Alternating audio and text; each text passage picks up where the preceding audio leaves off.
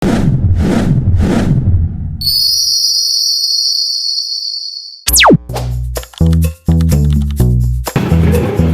semuanya, video ini dibuat untuk memenuhi tugas saya mata kuliah komunikasi dan gender.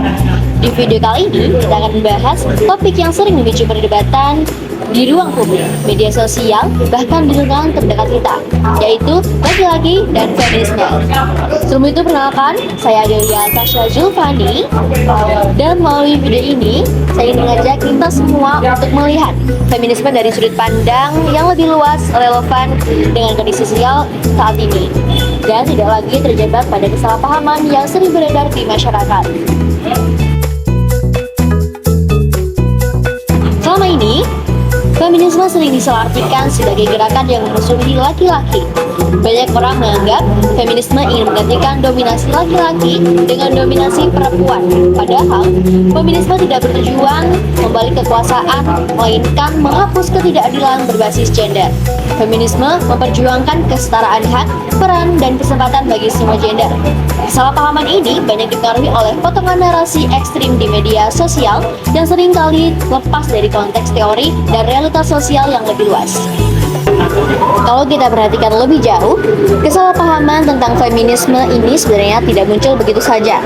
Media sosial sering menyederhanakan isu yang kompleks menjadi hitam dan putih.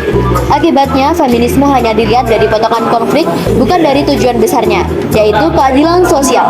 Disinilah pentingnya kita membahas feminisme secara akademis, agar tidak terjebak pada narasi ekstrim dan justru memperlebar jarak antara gender.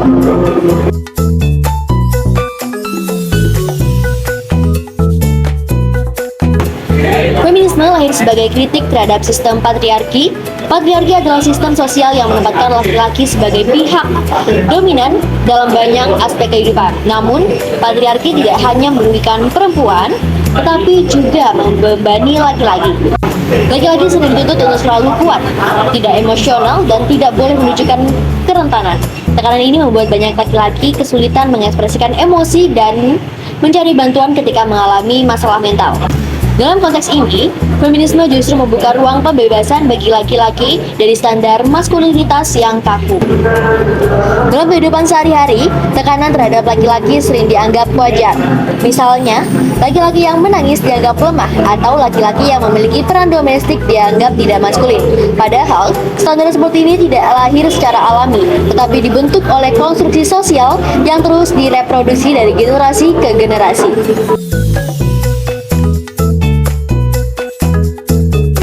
Dalam feminisme, laki-laki tidak diposisikan sebagai musuh, melainkan sebagai ally atau sekutu.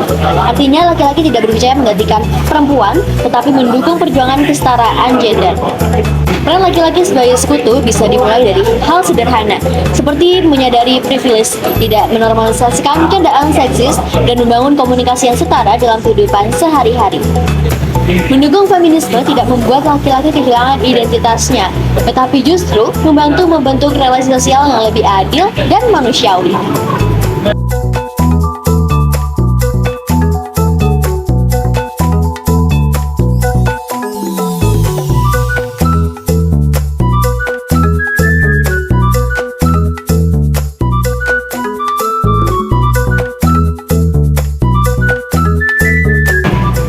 Jika melihat data dan realitas sosial saat ini, ketimpangan gender masih sangat nyata di banyak masyarakat.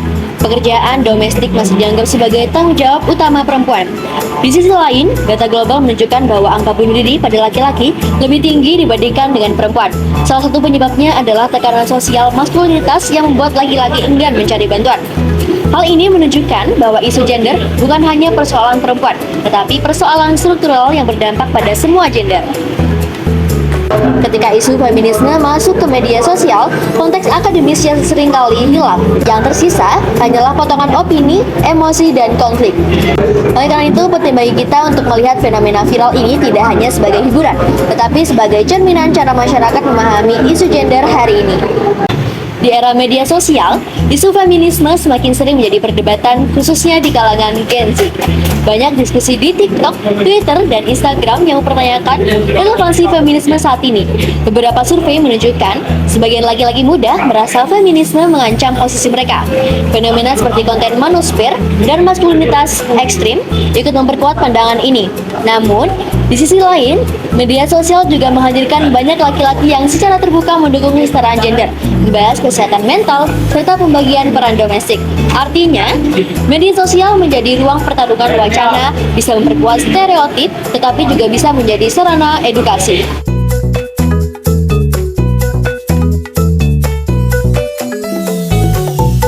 Laki-laki yang mendukung feminisme sering menghadapi stigma sosial. Mereka dianggap tidak maskulin, terlalu sensitif, atau mencari perhatian.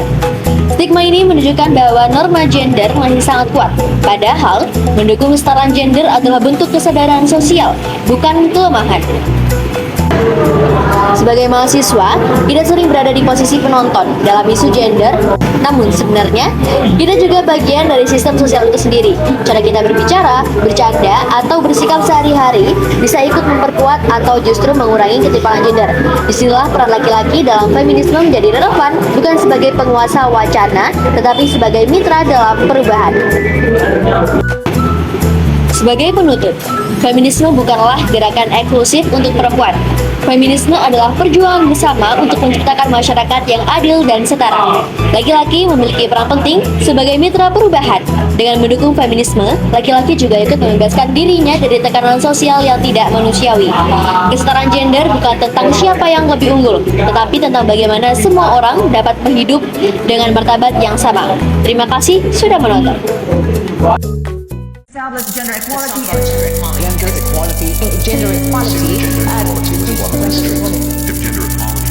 We're finally graduating high school. What courses are you gonna take? I want to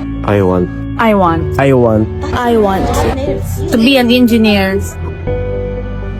But you're just It's a a male girl. dominated field. You're gonna fail. You're not smart. I want to be a professional fashion designer. You're a boy. That's so girlish. You are not. That's a girl's job. I want to be a lawyer. You won't be better than a Cry man. easily. You get so You're emotional. not intelligent enough. In every year, in every day, in every hour, in every minute, both men and women are faced with discrimination. Denied, belittled, underestimated. Oftentimes, it's about their careers and personalities. I can't wear pink because I'm a guy. I can't be a leader because I'm too soft-spoken. I'm a woman, I must be emotional. We are told who to be, how to act, what to wear, what to feel. But what if we stop listening to that narrative? What if we unbox ourselves and revel into the world as our authentic selves? Let us choose equality over conformity. Speak up against gender bias. Celebrate your own identity and empower your voice.